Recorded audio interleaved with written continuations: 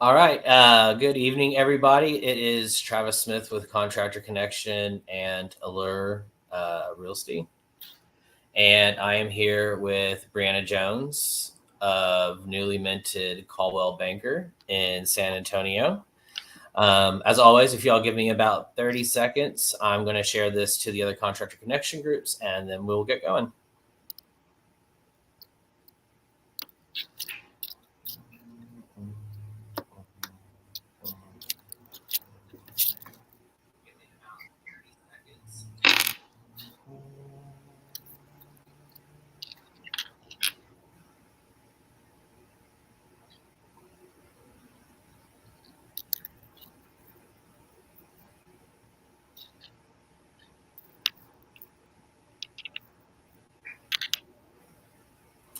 All right. Not as much time as it usually does. So Brianna and I have been good friends for a while now. We talk real estate quite a bit. And obviously, just like with a lot of other people, interest rates have dominated that conversation for, gosh, it feels like forever now, but like the last 3 or 4 years. And today, for the first time since 2020, as a lot of you can see, I think we see probably a lot more than most people since we're friends with so many real estate agents and lenders. But my feed is just like rate cut, rate cut, rate cut. Like you would have thought we won the war on whatever we were fighting, and it was wild. But so that's been priced in, and we actually saw rates go up just a little bit today. But rates are moving in the right direction. And Jay Powell, during his interview, said that we should be around possibly 4.4 for a Fed's fund rate at the end of this year, and a 3.4 next year. 3.4 next year will mean the party is back on if you're trying to sell a house. And if you're trying to buy a house by then, I think that you'll probably be a little late. What do you think, Brianna? Tell me these people don't know how to do their jobs without telling me they don't know how to do their jobs. Everybody blasting Facebook. Oh my God, the rate. I'm like, you do realize the rate's been going down for weeks on end. And yeah, it's been since the rate May. actually went up today. Yes, which only a small amount, right? Yeah, so no, I do bad, think, I don't know about you, but like I got rate sheets on Friday. You know, for those of you who aren't real estate agents, and I expect that's most of y'all, but if you're a real estate agent, you're friends with lenders, and lenders will send out rate sheets generally on Friday saying, you know, the average person with this credit and this is the interest rate they'll get. And I saw on rate sheets last Friday, high 4s and low 5s. Yeah, so I have a buddy that locked in a 4.99, and he's a broker, but locked in a 4.99 this week. That, like pre-COVID, is a fantastic rate. And I don't think that we're going to get back into the 3s and 2s. No, I mean, let's be realistic. We're never going to get back there unless, you know, the government fabricates something again, which is also very plausible going on right now. But yeah. So ideally we don't have something happen that causes the rates to go down to zero again, because that really wasn't healthy for the economy either. Yeah. Although it made buying cars and houses fun for a little bit. But yeah, I'll never get a car note like that again. Right. That's why I'm not selling my house. And I know there's a lot of people who are in my situation who bought and refinanced. I bought just before COVID, refinanced during COVID. I have a 2.25 rate. Like, yeah, I mean, I'm going to own this house for the rest of my life. You know, even once we move, like I'm going to own this house and sell it. I mean, and rent it out because the rate's so good on that. Even so I don't think we'll see rates like that again. But get down below 5, I'd be happy at this point because I'm at a 5.25, and if I could just get below like somewhere in the mid 4s, I'd be over the moon. Yeah, if you can get the mid 4s, especially if you do FHA, then you can streamline. Yeah, and then and I think VA has something similar. Where essentially they literally tell you, hey, your interest rate can be lower, and they roll in the closing costs for it into the loan. Mm-hmm. Lenders will tell you that, oh, you don't have to pay anything for it. Well, you don't have to pay anything cash out of pocket, but like all the equity you just earned in your house just went back to that lender. Yeah, exactly. Lower rate. So I think, and you can correct me, Brianna, I think with with where rates are now, and I do think they'll go a little bit lower, but where prices are now too, and the fact that there's not a lot of buyers, so you have almost no competition on these houses. I've been saying this for about 6 weeks. I think now is like the best possible time to buy. Oh, absolutely. I listed a house literally last night, and I had 2 showings on it today, and I really didn't. I was a little bit back and forth about it, and no, we had 2 showings. Everybody say hi. Today. There he so is. I had some good feedback. Yeah. That's awesome. I have my $1.1 million listing in Liberty Hill that is just beautiful, and I just need to somehow get it refreshed back on people's minds. So, but Allure is going to help me with that, and then I'm running an ad right now on it, and all it takes is just a couple of showings, and that house is going to sell. Oh yeah, just one showing, and somebody sees it, and it'll go. It's a beautiful house. I think I've already showed it to you like 4 times. It's stunning. I wish I had a buyer for it, but unfortunately. Yes. My one buyer up there, he wants to move south, like to Victoria area, so we're looking there. He wants acreage. I can't do anything about it. He wants some acreage and no HOAs. So, I mean, you can definitely in Victoria get acreage and no HOA. I'm trying to think outside of the country clubs if any of those neighborhoods have an HOA. We're looking. I mean, we found a couple things. He just really hasn't had anything that's like piqued his interest yet. Gotcha. So, is he looking in Victoria, like the city, or just the area around it? The area around it, outskirts. There's a couple of neighborhoods out there that do have an HOA or it's voluntary, so it's not that bad. Yeah. He just wants something less than where he's at in Brushy Creek. There's a lot of really nice neighborhoods out by Inez and then out towards like off of Upper and Lower Mission Valley Road. Yeah. The only hard part about those is some of those, just from my knowledge of that area, some of those are definitely flood zone on Lower and Upper Mission Valley Roads. So that's one thing. And you're going to get killed on insurance right now. Yes. And killed. You're getting killed in a place like Victoria because, Victoria got hit really hard with Harvey. It's a small town of 65,000. You know Victoria really well. It's never going to make the news, especially considering that Houston literally got like demolished by that storm. Mm-hmm. And so everybody understands, that's where the media attention and whatnot. But Victoria got hit really hard by Harvey. Yeah. And since then, there's been other storms that don't make it up to Austin, but that have hit Victoria. And they'll just get smoked with the hail even. Yes. And they get hail. They didn't have as much from the freeze, but they did have some of that. And so like they have a whole different issue being that close to the coast, because Victoria is only like 25 miles as the bird flies to the coast. So their insurance is high for one reason. Here in Austin, and I think it's true in San Antonio too, these hailstorms that we've had over the last few years. Yeah. Like, I don't know. I'm fixing to get my roof done by Impact. Okay. Which they're fantastic. I've done a few roofs with them. They're amazing. And they're really helping with the insurance process. But they are I'm like the last person in this whole neighborhood, it feels like, that's getting a new roof. And these houses were all built like 4 and 5 years ago. Yeah, when I bought my house, they had literally just done the roof 2 years prior. And I just had somebody up on it, actually more because I have a family of critters living in my attic. Oh, that's fun. Yeah, and they've been eating the siding, and then like they're starting to rip up some of the shingles or the whatever roofing. But I lucked out the last hailstorm we had. I mean, it was brutal here, but it didn't do any damage to my roof at all. I got really lucky. I think it's all the trees because, here in San Antonio, at least where I'm at in the older northwest part, we have so many oak trees out here that I think it does offer a little bit of protection. It's kind of one of the reasons I've kind of hesitated trimming the trees a little bit. 1,000%. And I mean, that's the case too. If you go to like Northwest Austin, right? Like in those older neighborhoods, where I used to live up there. If you're in a new build neighborhood like I am though, especially because my trees died in the snowpocalypse. I'm still sad about it. Most of my neighbors' trees survived. Mine did not. So I had to replant.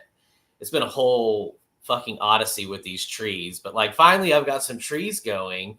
But I mean, they're like 2 or 3 years old. I'm like 10 years from them being able to do anything that I want as far as pay or offering any protection. Yeah. I mean, It's the new communities just get absolutely brutalized because they don't have any kind of protection. And I remember when I lived in Austin, I lived in I lived in Wells Branch, like the older neighborhood, and we had tons and tons of tree coverage there in that neighborhood too. And Oh, Wells Branch is nice. yeah, it was really nice. I do miss living up there. It was fun, but I like the prices better. Wells Branch is like one of those low key areas that people hear and they're like, that's cool, but they don't really realize like how many awesome amenities it has specific to that area, and also how close it is to everything. Oh, everything. Right I next can to get the Domain. anywhere really quickly. Getting to downtown from there kind of sucks because you either have to take Mopac or 35, but getting to like the Domain's not bad, and then getting north isn't bad either. Yeah, and I never went really any farther than the Domain. Like I wasn't about to the only time I went farther was when I would come down here for the weekend, or if I'd go out to Fredericksburg, I could straight down Mopac. It did get brutal towards the end. I mean, when I first started going to Fredericksburg every weekend to see my grandparents, it was like, I don't know, hour and 20, 25 minutes. And then by the time I moved, it was about 2 hours. And I was like, all right.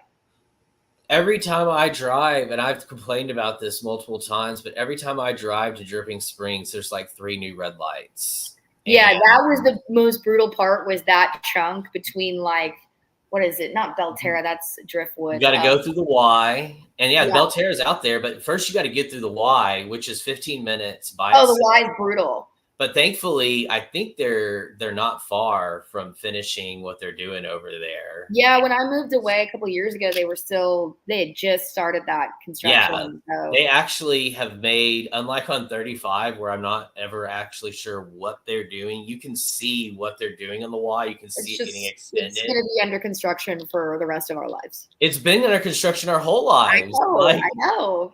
There's 2 things that will forever be true about Texas. There's going to be construction about 35, and they're going to talk and promise us a high-speed rail between Houston, Dallas, and San Antonio. There's actually a third thing you're missing. Oh, what's that? The Cowboys are always going to suck. Oh.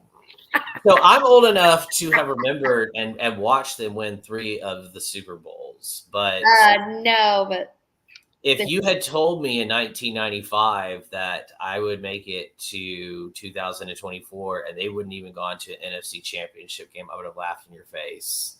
Yeah. And then I would have cried. And I still I get so excited, Brie, every year, football season rolls around, and everybody does, right? I get excited every year, and the Dolphins still suck every year. Yeah, I get and Tua's out there trying to kill himself now. Don't even get me started, okay? Don't even get me started. I know. Well, for some that's why Troy Aikman retired as early as he did. People don't realize that he was only 33 or 34 when he retired. I say only because, unfortunately, this last one was on him. I don't know why he put his head down like that and went like that. He needs to talk to RG3, who I'm never a Baylor fan. He has no quit in him. That's the problem. He has no quit in him. He won't quit the play. Nick Saban said it best. My favorite thing and my thing I hate the most about this kid is he won't quit. But sometimes you got to slide. Yeah, and that's what he was getting at. It's the kid just won't quit the play and he forgets. And I actually, the memory came up today. I had the 4th of my 4 concussions within 2 years from car accidents whenever I totaled my black car on the toll road. Nice. And that was the worst concussion I had because it was the worst wreck I had. And I still, to this day, speak a little bit slower and have just these gaps that I've had 3 or 4 of them. All the acrobats I've done off of horses and young horses and stupid stuff I used to do on the horses that I'm no, I don't bounce like that no more. Horses don't play either.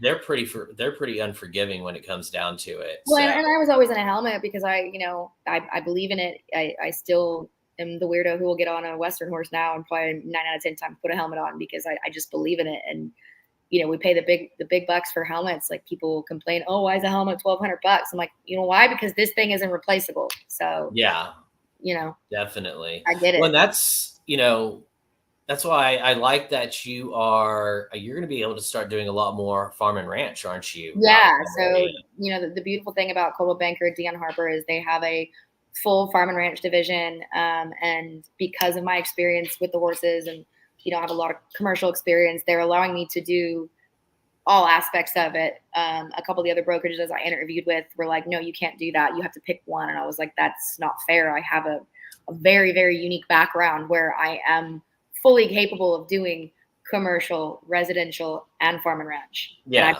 I've done all three. I've done, contracts for all three. So that's the argument there. Well, tell us a little about your history. You've been in title, you've been in Yeah. lending, so like I have a you're really not a unique noob. background. My grandmother kind of helped spearhead Redfin in Austin years and years ago, and so I kind of got a really good background of that when I was in my early 20s, when I was still doing the horses and training horses. And that's kind of what sparked my interest. And I then got into title, working for Austin Title for a couple of years. And I kind of was like sitting there going, why am I signing these commission checks? A lot of these agents are just barely skating by and get me what they need. Like they don't know what they're doing. And I learned, real estate from the backside and also the lending side, because there's so much involved with it in title. And then I ended up getting a job working for Weitzman, the largest commercial real estate group in the state, and did that for about 4.5 years. And I loved my time at Weitzman, doing back end stuff with them. And then I kind of fell into a job because of Weitzman down here with a large developer down here it's a different kind of commercial real estate. It's a lot of philanthropic development and revitalizing rundown shopping centers and whatnot here. And then obviously I got my license right before COVID hit, actually. And the best time. Yeah, ironically, it really was thrown to the wolves, man. And I was lucky enough to start at a really small firm that I knew from my title days and get my feet wet that way. And I was with All City for almost 3 years, and I loved my time at All City. And shout out to much Kevin, love to All City and Kevin Scanlon. Awesome. And one day when I'm married and want to take a back seat to real estate, I will go right back there. It was always a great place, but being down here in San Antonio and needing a little bit of a bigger name to back kind of what I'm trying to do, Deanne Harper was the right move, and I've been there less than a month, and they have just been phenomenal. So that's amazing. And you'll go to Victoria. I serve quite a large area just because I've lived all over the state too. In the last 10 years that I've been here, I'm able to go down to the coast and sell on the coast. I will sell East Texas because of, my experience with the horses and whatnot. So depending on the type of property, I will pretty much go all over the state, except really way West Texas. I'm not super familiar with that yet, but I'll get there. There's a line that basically is about the hill country of where I would consider driving to. Like, I'm just not about to make the drive to Del Rio or Alpine. I love the drive. Like love it. My best thinking is always done driving. So I do well. My dogs do well. They come with me pretty much everywhere. So I think it's because I already do so much driving. I go to Houston all the time. I'll be starting to go to Houston, Dallas, San Antonio, basically once or twice a month here next month. So, absolutely, Julie. Julie is another realtor, and she is. She's actually going to be helping us with Contractor Connection Waco. She's going to be helping us launch that. There we go. And make it a big thing. So really excited about that. I got some good connections up there actually in Waco.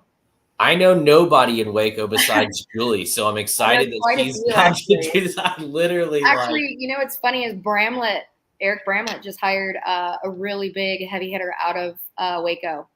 Really? Yeah, he just hired Nick Schwodek out of Waco, and he is all over Waco, Belton, that whole pocket up there. So he would be a really good connection. I see Austin agents working the Belton Temple area, and I'm some do, some don't. It just kind of depends. When I was living in Austin, I would go to a drive. Daryl, if you're in the 78744, that's a hot drive right there. I would do a little bit of Colleen just because of Amber, because Amber didn't have her license anymore, so she'd give me the referrals up there, and I'd do that. But it had to be, again, it's one of those things by case basis, really. If I had the time, I would go up and do it. If I didn't, if I was pretty busy, I'd hand it off. But I did try to do what I could up there. So I don't think really I can do, I'll do Houston. I obviously can do some Victoria, although I generally refer that. And then I land in anything like that. San Antonio, I send your way. I Yeah. tag you in all sorts of San Antonio ones. That was my listing that went live yesterday. Was the one that Jenna gave me. Boom. Yeah. Hey, teamwork makes the dream work. Exactly. Even if we're probably never going to actually be on the same team. We tried, we tried, man. We tried. That's okay. I think we're both very happy with where we're at. I love Allure. I went to the coffee talk last week with Isaiah Tibbs there. Morgan Simpson was there. Sunny DePaz, I hope I'm pronouncing it. Yeah. Was there. And she's in Pflugerville too. And she also has a 2-year-old. So I was all excited because I'm trying to, get some friends for Callum to go out and play with. Yeah, play dates, man. Love a good play date. Go to Chick-fil-A, snack on some nuggies and fries for an hour, let them run around, joke about how they're just going to be so tired afterwards, and they're not ever tired afterwards. Never. You can't tire out a 2-year-old? What are you thinking? Ever. Well, the only thing was probably with this dog, actually, right here. That's the this same one would thing. weigh him down, I swear. In San Antonio, do you feel like new builds? Because in Austin, there's still new builds, but the amount of new build communities has definitely shrunk. Oh, do you feel like the new builds out here are insane. Really? The amount of new build communities we have here are just popping off every other day. They're opening up. Lennar's opening a new one. DR Horse. They're still offering these crazy incentives and deals. And not that I want to specifically promote anybody, but somebody from Braun sent me a message. 3.99. They've got houses starting at $250, and their interest rate that they're running right now is 3.75. Yeah, I did a 3.99 in Kyle a couple weeks ago. This one's in Elgin, so the Elgin one I have out there is the same. I think it's about a 4. I think it was at 4.25. Let me tell you something though, Bree. They're fixing to. They've already started talking about it. I think they're going to extend the toll out through Elgin, because right now the worst thing about Manor and Elgin is getting into them. There's only one way from Austin to them. 290, and it's not a toll. It runs out, and then it's just brutal. And I mean, I come up through 130 when I have to go 45 minutes to get. I take luckily where I live in Pflugerville, I can take the back roads around it to get to 290, out past Elgin. Yeah. But if you live in those two cities, and one of my good friends, Yaritza, she lives there, and she's like, it's 45 minutes just to get out of the city, just to leave the city. So once they extend that should alleviate some of that. I think those towns are going to blow up even more. I don't think people realize how close Manor is to everything. It's so underrated as a place. And if I was going to be buying rentals, I think Manor and Elgin would be probably the main places. Yeah, so that's my client that bought out there. It'll be their rental eventually, and that's their thought process is. It's perfect. Yeah, the only thing you've got to get past out there in Elgin is the tax rate. It's not the best. Is it bad? It's gotten better, but it's still pretty high, and most of it's in a mud or a PID. So, these muds though, for real, we've got a mud. I love San Antonio. 2 ESDs, and then 4 the county, the school district, the city. I haven't had to look at one of those, or the what is it, the energy audit since I moved and started working mainly. They don't do that in San Antonio. Touch one of those. And we do have some higher tax rates in some pockets, Alamo Heights is always going to have a higher tax rate just because of the Alamo Heights school district is basically private without being private. It really is, though. It is the most insular of school districts, it's even more so than Eames, you know? And the amount of private schools we have here is absolutely insane. Well, and colleges, my God. Hey, as a former road runner, I got to say I loved UTSA. I love it. I've been to a couple games. They didn't have a football team back then, but Alabama, but yeah. But and I didn't root for them against Texas, which I guess is kind of odd since I did go to UTSA and I didn't go to Texas. But I've been a UT fan since birth. I'm not giving that up, Yeah. It was just kind of cool to see them play, though, because like I said, there was no football team there, which is weird because even then the college had 35 or 40,000 kids going to it. Trinity has a really good team for being I think they're D3. Well, Trinity's a really good school. Well, too. and the coach is phenomenal. Yes. Trinity, I don't think people realize, is an amazing private college. Urban used to play in the NFL and has done amazing things with that school. Absolutely amazing things with that program. So Urban, Jeremy Urban? Yes. From Victoria. Yes. I am very good friends with his brother, Caleb, actually. Yes. Yeah. God, it's a small world when anything from Victoria associated, like if you don't know the person, you know somebody who knows the person. I promise you. Oh, I know. It's like a town of 65,000, and yet that still rings true. Victoria, Cuero, Goliad, that whole little Port Lavaca, Seadrift, Port O'Connor, even though Port O'Connor tries to be like real hard, no, we're our own thing. Seadrift and Port O'Connor both are at the end of the world, but they have the best fishing in Texas. Oh, the best. And I'll fight anybody. Well, besides, oh gosh, where am I thinking of? Baffin Bay, probably. Man, I'll have to ask. So my old roommate Mark Robinson, he's a professional fishing guide. He's on the Elite Redfish series. Like, really? I can confidently say he's the best fisherman in Texas. I tell people that. We used to go out, and he would be like, "We're gonna stop here," and he would cast out, and we would limit out in like 15 minutes. It was like fishing with Jesus. No sacrilege or anything. Like, it's just crazy. I got to ask him and see which one he prefers because he fishes both. But Baffin obviously has a lot more tournaments because there's more money in Corpus. Oh, yeah. But he was doing a shark tournament in Port O'Connor. I think he still does it. If you ever get the chance, you should go check that out. It's crazy. Yeah. I had a friend that just caught a shark down that way out of, I think they fished out of Seadrift or something like that this weekend. Yeah. People don't realize in Seadrift and Port O'Connor, I would not go too deep into any of those waters because they have big sharks and bigger gators. Like they were offshore fishing on that at least. That's fair. Yeah. But they come into the channel. They'll go into the channel. Yeah, I ain't wading in anything deeper than my waist for sure. No, especially when you can't see born about this much of that water in the first place. Yup. That's why I never went in the water back home. Right? Because the water back in San Diego ain't friendly. Oh, isn't it cold there too? The water? Cold as balls, man. Yeah, it's bath water here. Yeah, no, I love it here. I mean, it's so funny. I was never a beach kid. I learned how to surf and all that, but I never liked it here. You can't get me out of the water. I love the beach here. It's just different, but you can't fish like you can. It's a completely different kind of fishing. We don't have bay flats fishing or anything like that back home. No, and I see different. I see people like fishing in Lake Pflugerville, which isn't really a lake. It's more like the entire perimeter of it is about 2.3 miles. And I know that because I've walked it. So like, and people are like, look at this like 4-pound bass that they pull out. And I'm just like, man, like picturing this 28-inch red or something they can pull out, something along those lines. Yeah. So I need to do that sooner rather than later.